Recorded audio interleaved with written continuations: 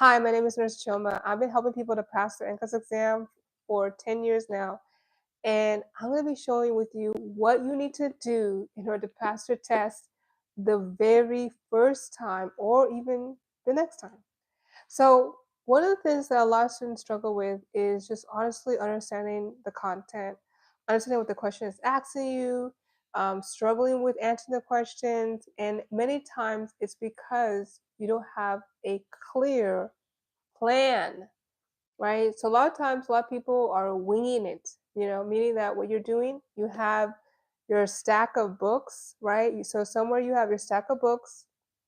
So on any given day, you go to the library, right? Maybe you're at home or you go to the library and you're reading from your books. Then afterwards, you go home or maybe you start at the library and you'll go through a bunch of questions, right? Do a bunch of questions. And then that's pretty much it, right? And you'll keep repeating that pattern until you take your NCLEX exam. And then of course, you'll come on YouTube as well, right? Check it on YouTube and watch any videos that of anything that you read in your books that didn't really, make sense or that you wanted an example of. So you may come on YouTube to give you an example of that. And so the issue is that this may work for some people. Don't get me wrong, it could definitely work for some people. And it usually works for people that just finished nursing school. It works for people that went through a very good program, people that are naturally very smart, very talented, very gifted, right? It may not work for like the average person, but having a plan is way more effective. Having a plan gives you more confidence, and it also lays out a structure, and it also helps you to know if you're actually on the right track. So for example, let me give you an example what a plan could possibly look like. A plan could start off where you say, okay, at the beginning of my studying, I'm going to take a test, right? I'm going to take like a pre-test, and I'll take that pre-test so that way that pretest can tell me if I'm on the right track or not. Oopsie. That pretest can tell me if I'm on the right track. Oopsie. Can you still see me? Okay. That pretest will tell me if I'm on the right track, and then if I'm on the right track, or where I'm at currently. So a lot of times I have my students, I have them take a pretest. I have them take like a pretest. Here, let me see if I can take this off the screen real fast. Hold on a second. Um,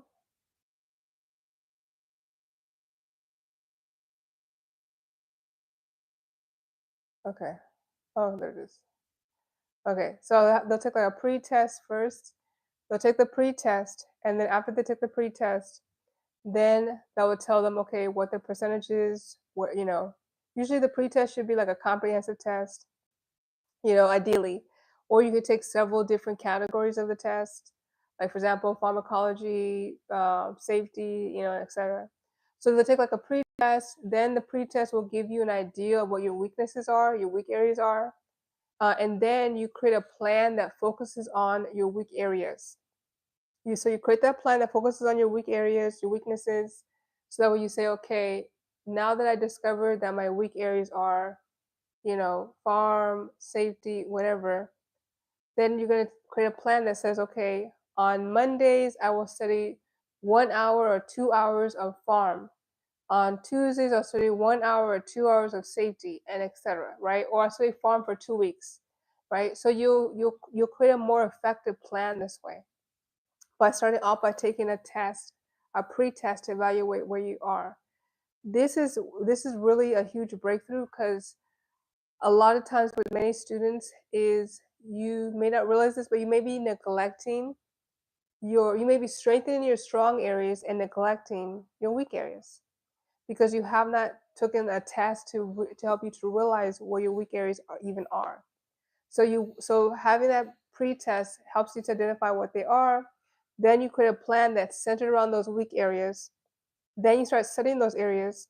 Then you make it a plan where, okay, at the end of the week or the end of the day, I do X number of questions to help build your proficiency in that weak area, right? And then at the end of 3 weeks or in the 4 weeks, then I take another comprehensive test, right? So you see how that's more of a foolproof plan, and then now you can look at your progress. Now you can see if you're trending up or down, if you need to adjust, fix things, change things, etc. As opposed to, okay, every day I'm gonna read this book, I'm gonna do these questions, and I'm gonna watch this YouTube video, right? So you have to have a plan truly if you want more confidence and a surety of passing it on the first try. It's one of the things I do with a lot of students. Now, I do have a free webinar training where you can learn more through the link below, where I actually walk you through creating a plan. It's more visual, more detailed into PowerPoint style presentation. If you found that helpful, then you want to definitely check the description below this video to watch that free training. So this is essentially what it is that it comes down to creating that plan, and then really like formulating it and sticking to it and following through with it. You can absolutely schedule a test date. So you can still plan, okay, so let's say, for example, your plan is to take your exam in 60 days or in 3 months or whatever, right? So now that you have a date in mind and when you're taking your test, then all you have to do is just work backwards, right? And then literally create that plan. And then ideally, you want to set it up where line by line or week by week, right? It's organized. I'm big on writing things out, so I recommend write things out, read it, review it, print it out, or put it on Google Docs, whichever one works for you, so that way you can actually stick through it, and then track your scores. Track if you're getting better or if you're getting worse, right? If your test scores are going higher or if it's not going higher. I can't tell you how many times where I'm talking to students, and I'm like, okay, tell me your test scores, tell me how you're doing. And they're like, I don't remember. But you're trying to take the test? You don't remember how you're doing on your exams? The practice questions that you're taking, right? So you have to, you got to stay on top of the information by writing it down, seeing if there's a trend, and if the trend is not improving, then it means that you need to make some adjustments, so these are just some of the simple things you can do, but the number one thing is that you have to create a plan if you want to pass this exam on the first try, the next try, or the last time.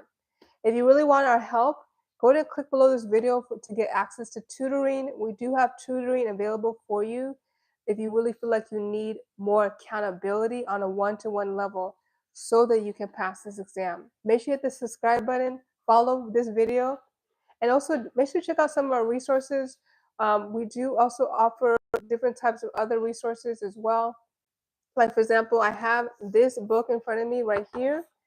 This right here is our Anatomy and Physiology Student Handbook.